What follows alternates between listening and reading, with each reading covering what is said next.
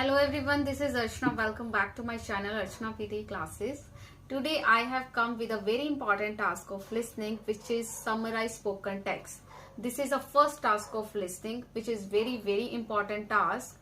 In this task you will get 10 minutes. First I will introduce the description of task, then the marking criteria, and at last the strategy of this task. In this task you will hear an audio lecture which could be 1 minute or more. You will have to make notes as much as you can while the audio is playing, and you will get 10 minutes in order to complete the task. First, in 10 minutes, first you will hear a lecture, and after that you will have to write the summary of 50 to 70 words. Make sure don't exceed your word limit. Do not write below 50 words as well as above 70 words. You will get 1 to 2 questions of this task. This task contribute the marks not only listening but writing too. And the marking criteria of this task, content should be cleared with main points and important sentences. जो भी आप content लिख रहे हैं वो उसमें keywords, उसमें जो main points है, जो आपने lecture सुना उसमें जो main points हैं वो होना जरूरी है, और जो important sentences है वो आपको लिखने हैं, क्योंकि इसके जो content के marks होते हैं वो 2 marks होते हैं. अगर आप ये सारी चीजें फॉलो करते हैं, मतलब की पॉइंट्स और इंपॉर्टेंट सेंटेंसेस लिखते हो, तो आपको कंटेंट के जो है 2 मार्क्स जो फुल मार्क्स हैं वो मिलेंगे. और do not try irrelevant content, do not write irrelevant content. आपने इररेलीवेंट कंटेंट नहीं लिखना, मतलब कि जो लेक्चर आपने सुना है उससे रिलेटेड ही कंटेंट आपको लिखना है. आप अपने वर्ड्स में लिख सकते हैं, बट जो लेक्चर आपने सुना है, जो उसमें चीजें बताई गई हैं, जो आपने सुना है, उसको अपने वर्ड्स में लिख सकते हैं. मतलब टॉपिक के आपको इररेलीवेंट नहीं होना, टॉपिक से इररेलीवेंट नहीं होना, बिल्कुल रेलिवेंट में फॉर्म में ही आपको लिखना है. अगर आप इररेलीवेंट लिखते हैं तो उसमें आपको कंटेंट का कोई मार्क नहीं मिलेगा, उसमें आपका जो कंटेंट का मार्क है वो 0 हो जाएगा. And second is form. Form होता है कि आपको जो वर्ड लिमिट दी गई है इसमें 50 टू 70 वर्ड्स की, मतलब कि ना तो बिलो 50 वर्ड लिखने हैं आपको, ना ही आपको 70 वर्ड से ज्यादा लिखने हैं. अगर आप बिलो 50 या 70 वर्ड से ज्यादा लिखते हैं तो इसमें जो फॉर्म का मार्क्स है वो 2 मार्क्स हैं, तो इसमें आपके जो मार्क्स हैं 1 मार्क इसमें जो आपका लेस हो जाएगा. तो आपने ट्राई करना है कि विद इन 50 टू 70 वर्ड में ही अपना जो आंसर जो आपको लिखना है, ताकि आपको उसमें 2 मार्क्स जो है फॉर्म के वो फुल मार्क्स मिले. Next is grammar. अगर आपने जैसे 2 पॉइंट्स है ग्रामर के, अगर आपने एक ग्रामर एरर कर दिया समरी में तो उसमें आपका 1 मार्क कट जाएगा ग्रामर का. और अगर आपने 1 से ज्यादा ग्रामर एरर किए तो उसमें 2 के 2 पॉइंट्स जो हैं वो आपके लेस हो जाएंगे ग्रामर के. तो मेक श्योर ग्रामर एरर्स बिल्कुल भी ना हो. Try to write simple sentences. Do not try to make complex sentences. अगर आप कॉम्प्लेक्स सेंटेंस बनाने की कोशिश कर रहे हैं तो उसमें हो सकता है कि आपकी ग्रामर एरर आ जाए, तो आप सिंपल सेंटेंसेस बनाएं जो ग्रामेटिकल भी ठीक हो, ताकि आपको ग्रामर के इसमें जो है 2 मार्क्स जो हैं वो आपको मिल जाएं. और इसमें आपको ध्यान रखना है कि स्पेल एरर भी नहीं करना है, कोई भी स्पेलिंग मिस्टेक नहीं होनी चाहिए. अगर तो एक स्पेलिंग मिस्टेक होती है समरी में तो उसका 1 मार्क की डिडक्शन होगी. अगर 1 से ज्यादा मतलब स्पेल एरर्स होते हैं, स्पेलिंग मिस्टेक होती हैं, तो उसमें आपके 2 के जो 2 पॉइंट्स है, 2 पॉइंट्स होते हैं स्पेलिंग के, उसमें आपका 0 हो जाएगा.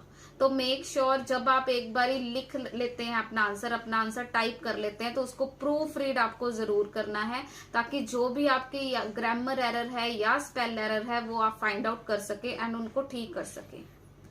और इसमें आपको ये भी ध्यान रखना है कि आपको वर्ड्स को रिपीट नहीं करना, मतलब एक ही वर्ड को आप 1 या 2 लिख सकते हैं, 2 से ज्यादा बारी आपको रिपीट नहीं करना. ज्यादा रेपिटेशन होगी तो उसमें भी आपका जो मार्क्स की डिडक्शन होगी. और आपको शॉर्ट फॉर्म्स भी नहीं लिखनी है. Short form in the sense कोई अगर नेम है किसी चीज का, ऑर्गेनाइजेशन का नेम है या किसी यूनिवर्सिटी का नेम है, तो उसको शॉर्ट फॉर्म में नहीं लिखना, आपको उसको फुल फॉर्म में ही लिखना है. और अगर प्रॉपर नाउन है तो उसे कैपिटल, जो फर्स्ट लेटर होता है वर्ड का वो कैपिटल होना चाहिए. तो इस चीज का भी आपको बहुत ध्यान रखना है. और इसमें आपको कॉन्ट्रैक्शंस नहीं लिखनी। कॉन्ट्रैक्शन इन द सेंस जैसे फॉर एग्जाम्पल लिखते हैं FOREG और उसके बाद 2 डॉट्स डाल के हाइफन डालते हैं, तो इस तरीके से नहीं लिखना आपको। ये कॉन्ट्रैक्शंस आपको नहीं लिखनी है। ना ही आपको कांट CAN और पोस्ट ऑफ कॉमा डाल के और T, ये आपको इस तरीके से नहीं लिखनी। कांट, डोंट, इसको आपको पूरा लिखना है। Like can not, do not, has not, इस तरीके से आपको लिखना है। और एक बचे वर्ड लिखते हैं एक्सेट्रा, ETC डॉट, ये भी आपको नहीं लिखना है। जब भी आप अपना आंसर दे रहे हैं मेक श्योर कि इस वर्ड का भी आप यूज जो है वो ना करें। Next I will introduce the strategy of this task, how to attempt this task. Make sure write content as much as you can.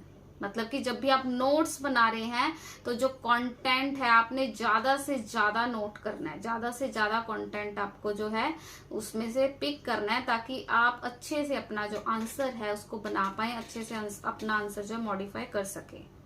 Do not try to write whole sentence, just write important words and write in your own words. मतलब कि ऐसे नहीं है, अगर आपने एक sentence सुना है, लॉन्ग सेंटेंस था, तो आप उसी सेंटेंस को याद करते रहें और उस सेंटेंस को ही बनाने की कोशिश उसी टाइम करते रहे जब रिकॉर्डिंग चल रही है। इस चीज का आपको बहुत ध्यान रखना है कि उस सेंटेंस में से मेन जो कीवर्ड्स हैं वो आपको पिक कर लेने हैं, वो आपको नोट कर लेने हैं। उस पूरे सेंटेंस को आपको लिखने की, पिक करने की कोशिश नहीं करनी है। अगर आप ऐसा करते हैं तो डेफिनेटली कि आपका जो सेकंड वाला पार्ट है, सेकंड सेंटेंस है, ये सेकंड इंपॉर्टेंट जो सेंटेंस वो आपका स्किप हो जाए और आप सिर्फ वो फर्स्ट सेंटेंस पे ही अटके रहें और सेकंड आपसे कुछ पिक ना हो। तो उस चीज का बहुत ध्यान रखना है। अगर कोई लॉन्ग सेंटेंस है तो उसको पूरा याद करके, मेमोराइज करके लिखने की कोशिश नहीं करनी है। उसमें से जो इम्पोर्टेंट वर्ड्स हैं, इम्पोर्टेंट की वर्ड्स हैं, उसको आप फटाफट से नोट कर सकते हैं अपने नोट पैड में, और इम्पोर्टेंट वर्ड से ही आप लिख सकते हैं ताकि आप उससे ही अपना जो आंसर जो है बना सकें। आपने सिर्फ वही कंटेंट लिखना है जो आपने सुना है। ऐसा नहीं कि आपने अपनी तरफ से कोई कीवर्ड्स ही अपनी तरफ से ऐड कर देने हैं। कीवर्ड्स वही होने चाहिए जो कि आपकी जो मतलब रिकॉर्डिंग चल रही है उसमें कीवर्ड्स जो बोले गए हैं, जो उस लेक्चर में कीवर्ड्स बोले गए हैं, वही कीवर्ड्स आपको नोट करने हैं। अपनी ओर से आपको कीवर्ड नहीं उठाने हैं। देन आपको just try to write simple sentences with important keywords. जैसे मैंने पहले आपको बताया, कॉम्प्लेक्स सेंटेंस बनाने की कोशिश नहीं करनी है। आपको सिंपल सेंटेंस में ही अपना आंसर देना है ताकि कोई भी उसमें ग्रामर एरर ना हो। तो सिंपल सेंटेंस में आप अपना आंसर दीजिए। जैसे ही आप कंटेंट उठा लेते हैं, हाँ, उस आंसर को आप हेल्पिंग वर्ब से आप अपनी तरफ से आंसर बना सकते हैं, बट जो कीवर्ड्स हैं वो आपके मैच होने चाहिए। और अगर आप कॉम्प्लेक्स सेंटेंस बनाने की कोशिश करते हैं तो उसमें बहुत हाई चांस है कि ग्रामर एरर हो जाए, तो उसको आप अवॉइड ही कीजिए।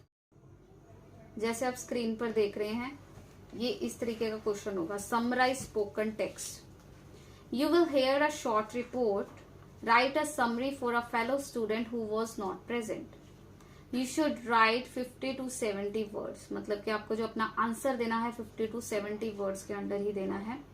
You have 10 minutes to finish this task. आपको जो ये क्वेश्चन है 10 मिनट्स का जो है इसका टाइम होता है, जिसमें रिकॉर्डिंग होगी पहले, देन उसके बाद जो आपको बाकी का जो टाइम है उसमें आपको टाइप करना है। Your response will be judged on the quality of your writing and on how well your response presents the key points presented in the lecture. तो इस तरीके से आपको ये बॉक्स होगा, यहाँ पे जैसे रिकॉर्डिंग का भी आ रहा है कि कितने टाइम की है, बॉक्स है। यहाँ पे आपको जो अपना आंसर जो है टाइप करना है, और जो भी आप लिख रहे हो ये देखो साथ साथ में यहाँ पे वर्ड काउंट भी आ रहा है। तो इस चीज का भी आपको ध्यान रखना है कि वर्ड लिमिट आपको एक्सीड नहीं करनी, ना ही 50 वर्ड से आपको कम लिखना है। तो इस चीज का आपको ध्यान रखना है। अभी जो मैंने आपको स्ट्रैटेजीज बताई हैं, टेम्पलेट बताया है, आप उनको यूज करके इस टास्क को आप कर सकते हैं, इसकी प्रैक्टिस कर सकते हैं, जिसमें आपका अच्छे से अच्छा स्कोर आएगा। बहुत ही यूजफुल टिप्स हैं, बहुत ही यूजफुल स्ट्रैटेजीज हैं, और इसको आप यूज करके अच्छे से अच्छा अपना स्कोर ले सकते हैं। और हम ऑनलाइन क्लासेस भी प्रोवाइड करते हैं। If you wish to join the online classes, there is two modes of classes, 1-to-1 and the group classes. और अगर आप ज्वाइन करना चाहते हैं तो डिस्क्रिप्शन में सारी डिटेल है, आप वहां से हमें कांटेक्ट कर सकते हैं for online classes. Thanks for watching my video. Thank you very much.